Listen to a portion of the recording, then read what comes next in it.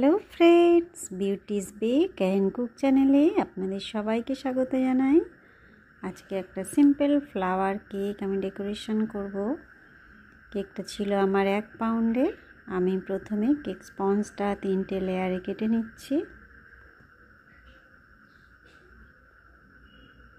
আমি টার্ন টেবিলটা ঘোরাতে ঘোরাতে কেকটা কাটলাম। কিভাবে নিশ্চয়ই খেয়াল করেছেন, এইভাবে কাটলে প্রত্যেকটা লেয়ার আপনার সমানভাবে কেটে যাবে। আমি এটা প্রথম লেয়ারের উপরে কিছুটা চকলেট গানাশ দিলাম, দিয়ে সেটা চারিপাশে লাগিয়ে নিচ্ছি।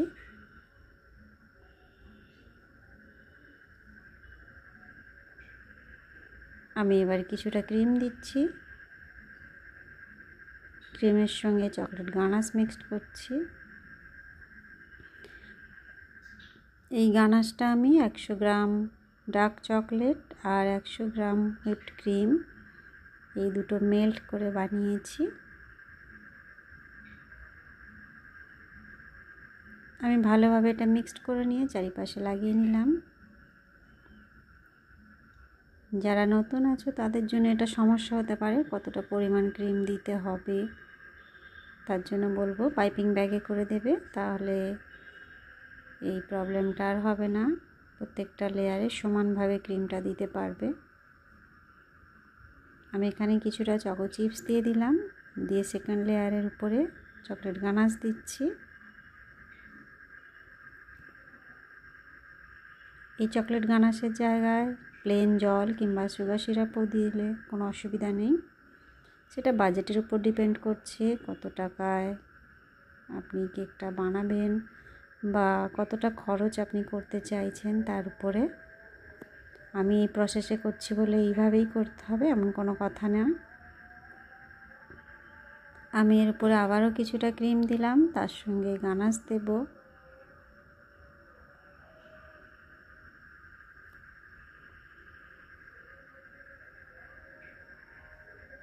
আমি সমানভাবে চারিপাশেটা লাগিয়ে নিচ্ছি।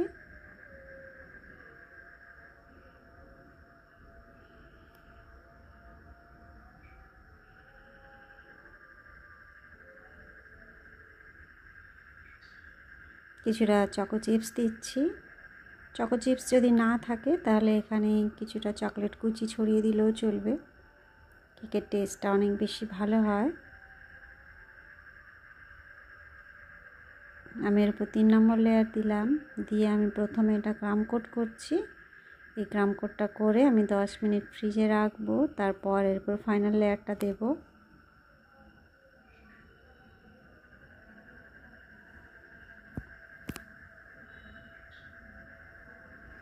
ক্রাম কোট করার কারণটা হলো কেকের যে গুঁড়াগুলো থেকে যায় সেগুলো ফাইনাল ফিনিশিংয়ের সময় কি হয়, উপর দিকে অনেক সময় উঠে আসতে পারে, সেটা যেন না হয় এই জন্য ক্রাম কোটটা করতে হয়।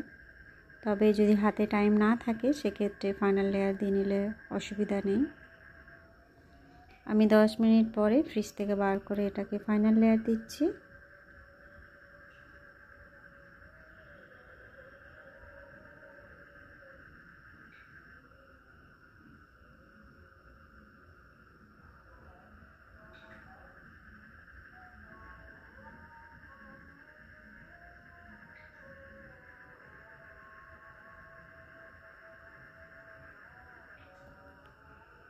এইভাবে ক্রিম দিতে যদি অসুবিধা হয় তাহলে পাইপিং ব্যাগের সাহায্যে দেবেন, তাহলে সমানভাবে দেওয়া সম্ভব হবে। আমি এটা স্ক্র্যাপার দিয়ে সাইডটা সমান করে নিচ্ছি।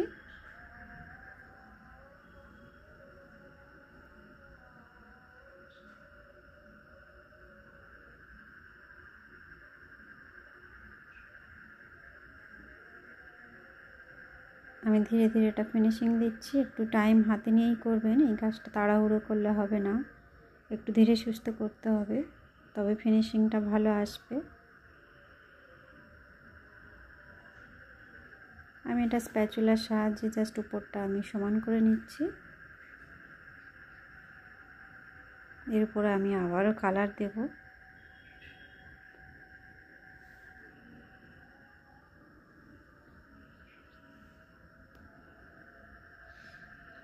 আমি রেড কালার নিয়েছি, নিয়ে একটা স্প্যাচুলার সাহায্যে একটু একটু করে গায়ে লাগিয়ে দিলাম আর কিছুটা মাঝখানে দিয়ে দিলাম।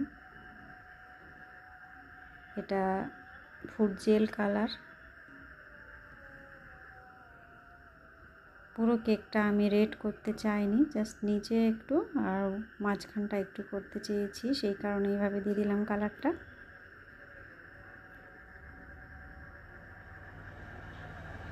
একটা ব্রাশ দিয়ে একটা ওয়েব ডিজাইন আমি করে দিয়েছি সাইডে, উপরটাও আমি ফিনিশিং দিয়ে নিলাম। এইবারে 1M নজেল নিয়েছি আর আমি ক্রিমে এটা খুব সামান্য পরিমাণে রেড কালার মিক্সড করেছি।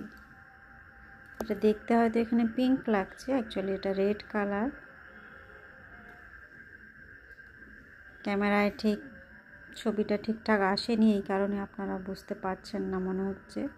কালারটা কিন্তু দারুণ মিষ্টি কালার একটা। আমার ক্যামেরা ডিস্টার্বের জন্য প্রপার কালারটা এখানে দেখাতে পারলাম না।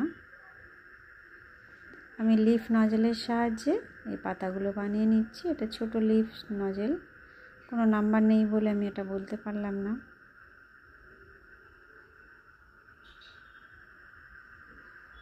আমি নিচে একটা বর্ডার করে নিচ্ছি। এটা হচ্ছে মিডিয়াম সাইজের স্টার নজেল।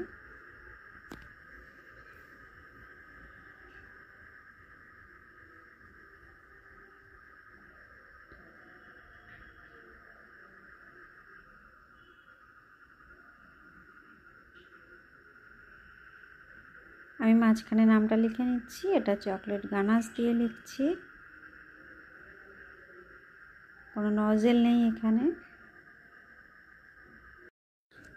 পাইপিং ব্যাগটা ছোট করে কেটে নিয়ে আমি এটা লিখছি। আর চকলেট গানাশ কিন্তু খুব বেশি স্টিফ হলে হবে না, তাহলে লিখতে অসুবিধা হবে। কিছুটা হোয়াইট কালার সুগার বল নিয়েছি, যেটা পার্ল বলা হয়, সেটা বসিয়ে দিলাম। কেকটা কমপ্লিট বন্ধুরা, দেখুন কেমন লাগছে। ভালো লাগলে অবশ্যই একটা লাইক করবেন, চ্যানেলটা সাবস্ক্রাইব করে রাখবেন। আর নতুন নতুন ডিজাইন নিয়ে দেখা হবে নেক্সট ভিডিওয়। সবাই ভালো থাকবেন, বাই বাই।